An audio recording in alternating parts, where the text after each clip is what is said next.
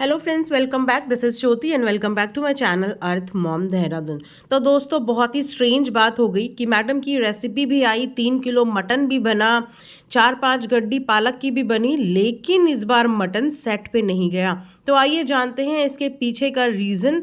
तो व्लॉग में नए हैं तो चैनल को सब्सक्राइब करें और वीडियो को एंड तक ज़रूर देखें। तो आप सब जानते ही हैं कि मैडम कुकिंग से कितना ज़्यादा प्यार करती हैं और नो डाउट उनके इस प्यार को हम हर वीडियो में देखते भी हैं। जबकि ये प्यार जो है वो कन्वीनियंस के अकॉर्डिंग धीरे धीरे टपकता है और धीरे धीरे बंद भी हो जाता है, बट स्टिल हम ये ज़रूर बोलेंगे कि मैडम अच्छा खासा कुक कर लेती हैं कंपैरेटिवली इनकी फैमिली के अदर मेंबर्स के। आप समझ रही हैं ना इशारा किसकी तरफ है। तो मैडम ने कल बनाया है मटन पालक, और सच बताऊं तो रेसिपी मुझे अच्छी लगी और काफ़ी इजी भी लगी।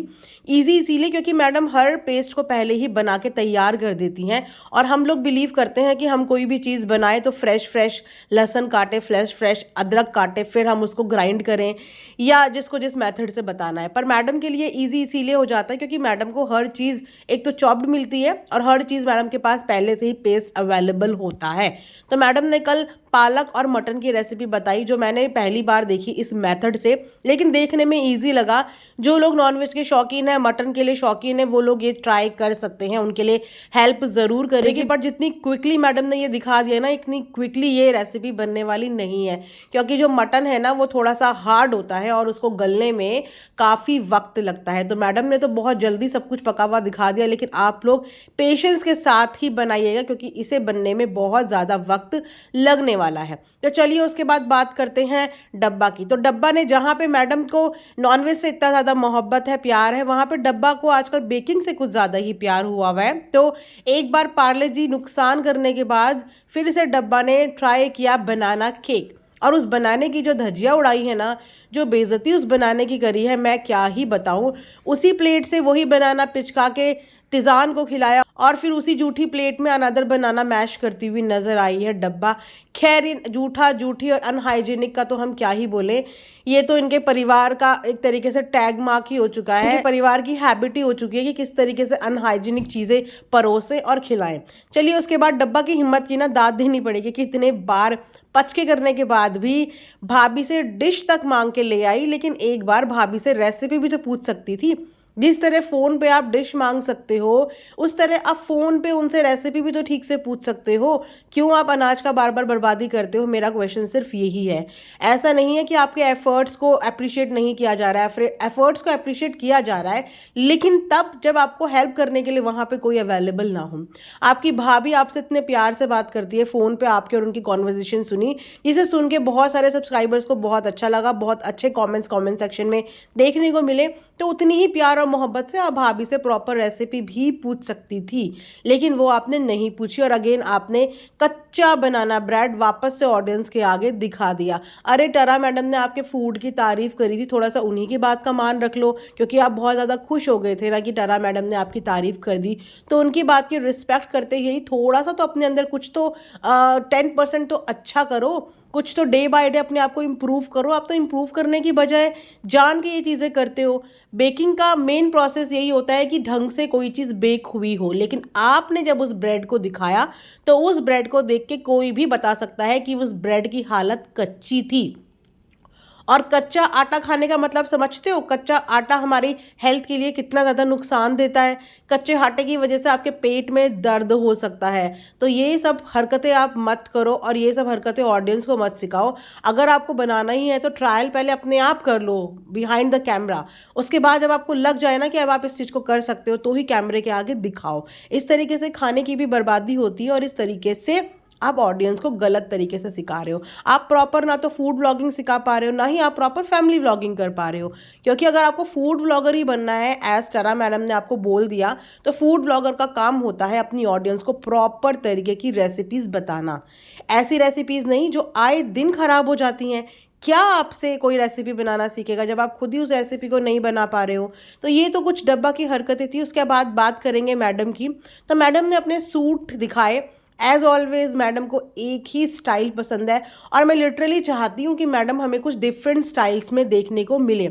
ऐसा नहीं है कि मैडम मेकअप जब करती हैं तो ब्यूटीफुल नहीं लगती हैं, जिस हिसाब के मैडम के नाक नक्शे हैं ना वो ब्यूटीफुल लगती हैं। और सबसे अच्छी बात यह है कि वो बहुत सेटल मेकअप करती हैं।